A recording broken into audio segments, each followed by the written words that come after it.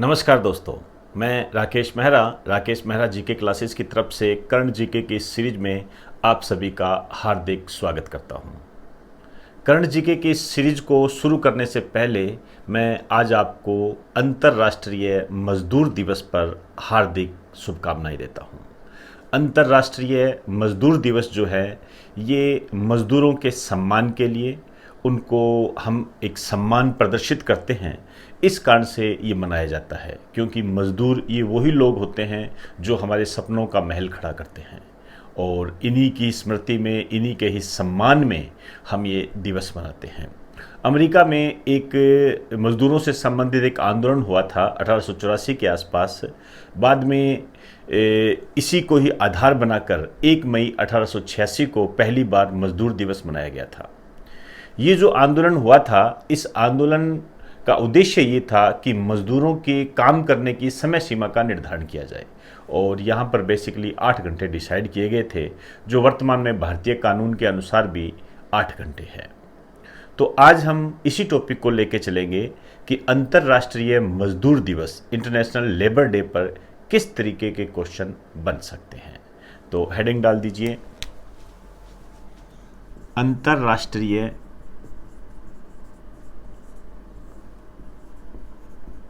मजदूर दिवस।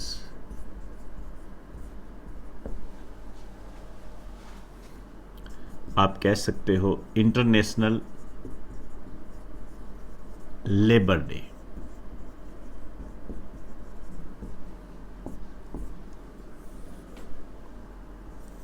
हम कई बातें इसमें लेके चलेंगे, जैसे एक तो हम ये बात करेंगे उद्देश्य क्यों मनाया जाता है। उद्देश्य इसका यही है मजदूरों को सम्मानित करना। इसमें सारी बातें आ जाती हैं इन शब्द में।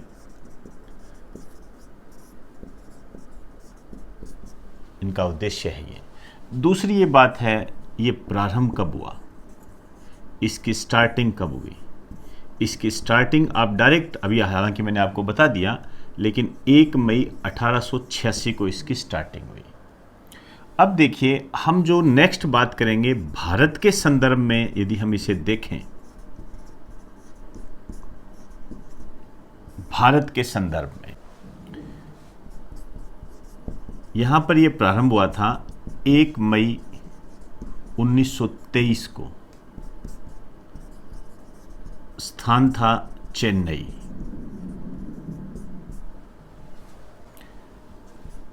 सिंग्रावेलू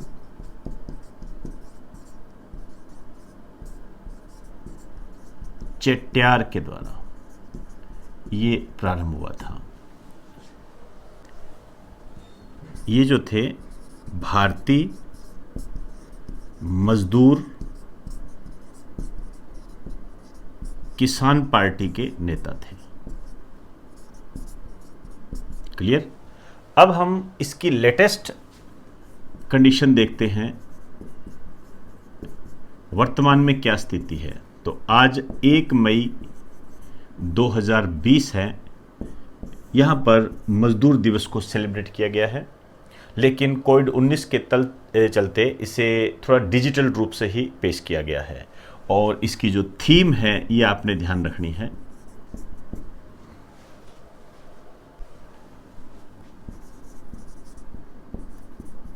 मेंटेनिंग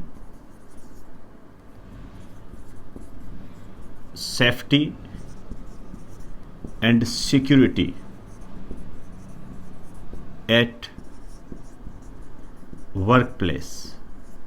आप कह सकते हो कोविड-19 के तहत ही ये थीम रखी गई है कि मेंटेन करना है आपने अपनी सुरक्षा को, सिक्योरिटी को और सेफ्टी को काम करते समय वर्क प्लेस पर।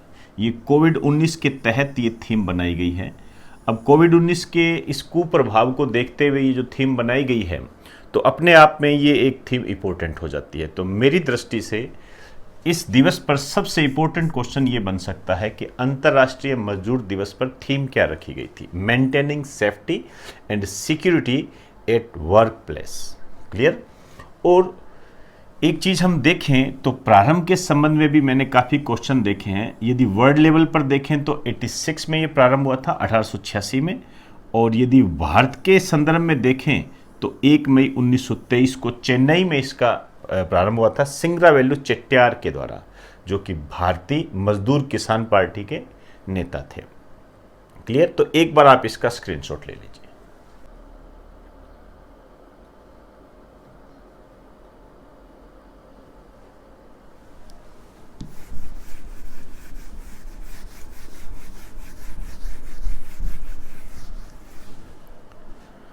अब देखिए, इस मजदूर दिवस पर ही एक संस्था है जो इससे रिलेटेड है, आपने कई बार नाम सुना होगा, ILO, इंटरनेशनल लेबर यूनियन। ये भी अपने आप में महत्वपूर्ण स्थान रखती है, बताऊंगा क्यों। दो बातें इसकी खास स्थान रखती है। एक तो इसके 100 वर्ष पूरे हुए हैं। कब 100 वर्ष पूरे हुए अभी बताते हैं। एक इसको जो सबसे महत्वपूर्ण बात है, 1969 में शांति के नोबेल प्राइज से सम्मानित किया गया था। तो हेडिंग डाल दीजिए संबंधित संस्था।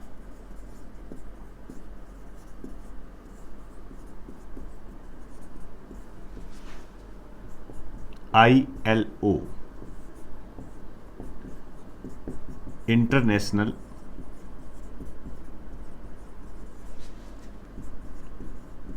लेबर ऑर्गेनाइजेशन, अंतरराष्ट्रीय श्रम संघ। देखिए, एक तो इसका उद्देश्य क्या है, विश्व स्तर पर मजदूरों के संबंध में नियम बनाना,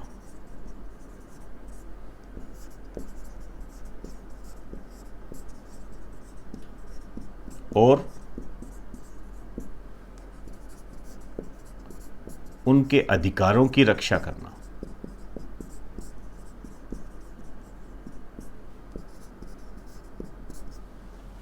ये इसका उद्देश्य है। तो ये तो इसके नाम से ही झलकता है। इसकी जो स्थापना हुई थी, ये हुई थी 29 अक्टूबर 1919 को। तो आप समझ गए होंगे कि 29 अक्टूबर 2019 को 100 वर्ष पूर्ण हुए हैं। मैं पहले ही बता चुका हूं, जिस संस्था के 100 वर्ष पूरे होते हैं वो अपने आप में एक महत्वपूर्ण संस्था बनती है। इसका जो हेड ऑफिस है ये वही है, वेल नोन आपके लिए, जिनेवा।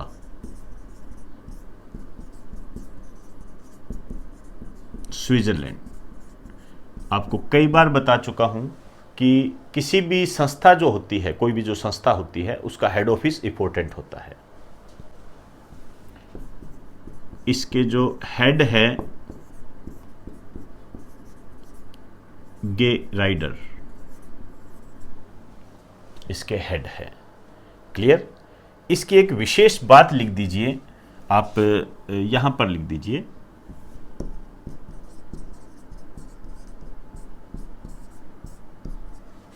नाइनटीन 1969 में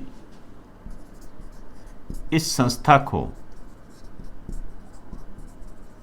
शांति का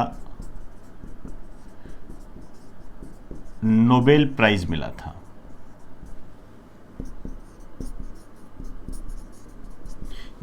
कोई भी संस्था है या कोई भी व्यक्ति होता है, उसको यदि नोबेल प्राइज से सम्मानित किया जाता है तो वो एग्जामिनर के पसंद के क्वेश्चनों में शामिल हो जाता है। ध्यान रखना, मैंने कई बार इस बात को रिपीट किया है। तो इस संस्था को नोबेल प्राइज मिला था। दूसरी इसकी जो खास इसको बनाती है, 100 वर्ष पूरे हुए, 25, 50, 75, 100, 125, 150, ये जो वर्ष पूरे होते हैं, ये एग्जामिनर के मन में क्वेश्चन पैदा करते हैं। क्लियर? तो एक बार आप इसका स्क्रीनशॉट ले लीजिए।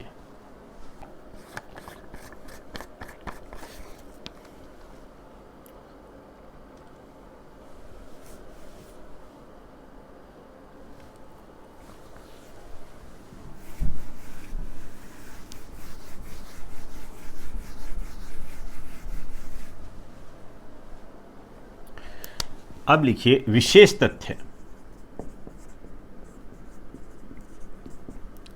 पहला लिखिए, देखिए, भारत में जो मजदूर है 8 घंटे काम करने का कानूनी प्रावधान है। भारत में मजदूरों के लिए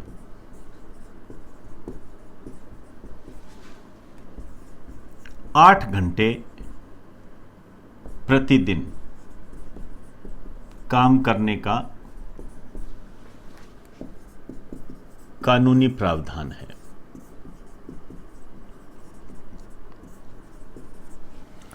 ये नियम है। हालांकि देखो, नियमों के तहत कई बार खिलवाड़ भी हो जाता है, ये प्रकृति होती है इंसान की, लेकिन जो प्रैक्टिकली जो नियमों में लिखा गया है वो 8 घंटे प्रतिदिन ये है। अब मैं कुछ लेटेस्ट योजनाओं के बारे में बात करूंगा, पुरानी बात नहीं करूंगा, मैं सिर्फ नई बात करूंगा।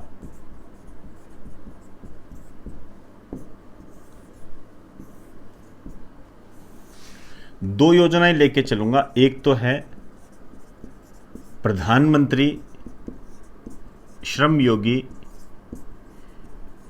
मानधन योजना,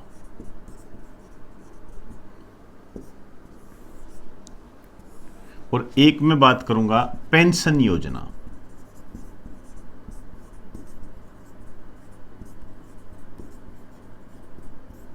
ये भी थोड़ी बहुत श्रम से ही संबंधित है।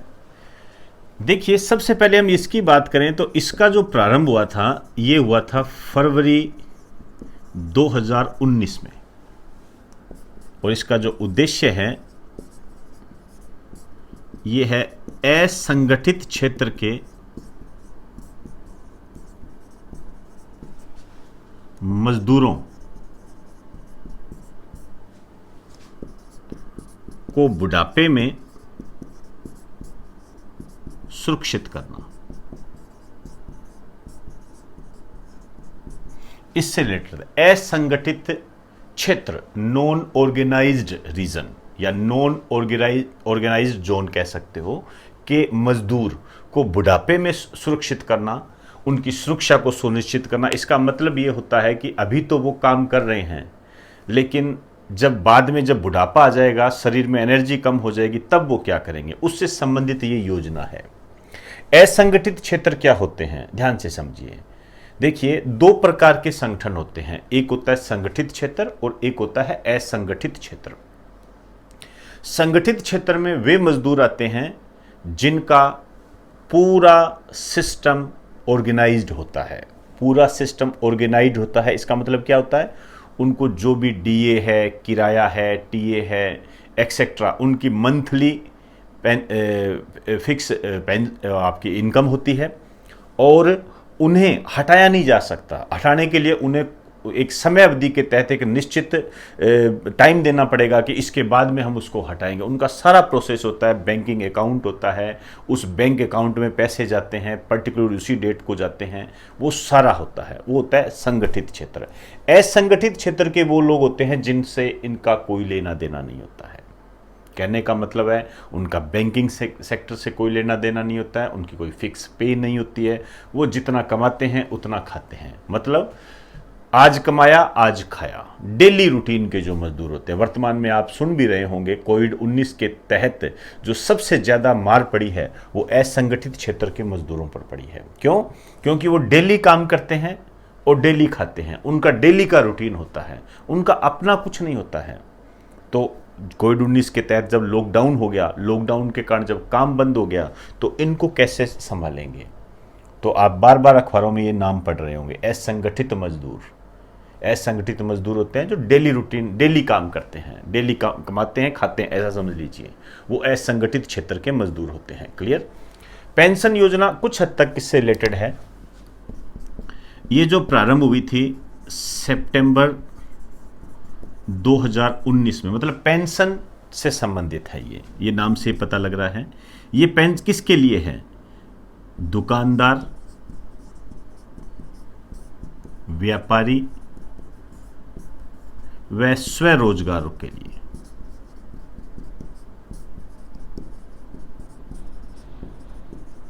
इनके पेंशन से ये संबंधित है। तो कुछ हद तक ये लोग मजदूर वर्ग है जो इसके अंदर आ जाते हैं। क्लियर? तो ये जो दो योजनाएं हैं, इसमें से सबसे महत्वपूर्ण योजना श्रमयोगी मानधन योजना है। ध्यान रखना, ये असंगठित क्षेत्र के मजदूरों को बुढ़ापे में सुरक्षित करना। संगठित क्षेत्र जो कि ऑर्गेनाइज्ड होते हैं, किस रूप में? बैंकिंग से जुड़े होते हैं, उनकी फिक्स पे होती है, बाकायदा पेंशन का भी प्रावधान होता है, या उनको टीए डीए किराया सब मिलता है। जबकि जो असंगठित क्षेत्र के होते हैं उनको ये प्रावधान नहीं होते हैं। वो जो दिन में काम करते हैं, डेली रूटीन के जो काम करते हैं, उन्हीं के आधार पर उनको पैसा मिलता है। काम मिला तो पैसा आएगा, काम नहीं मिला तो पैसा नहीं आएगा। जबकि असंगठित क्षेत्र में ऐसी कोई स्थिति नहीं होती है। क्लियर? एक चीज और ध्यान रख लेना, स्टार डाल के लिख दीजिए, हालांकि इस दिवस से कोई लेना देना नहीं है। 1 मई को महाराष्ट्र दिवस भी मनाते हैं, ये थोड़ा ध्यान रख लेना। क्लियर? तो एक बार आप इसका स्क्रीनशॉट ले लीजिए।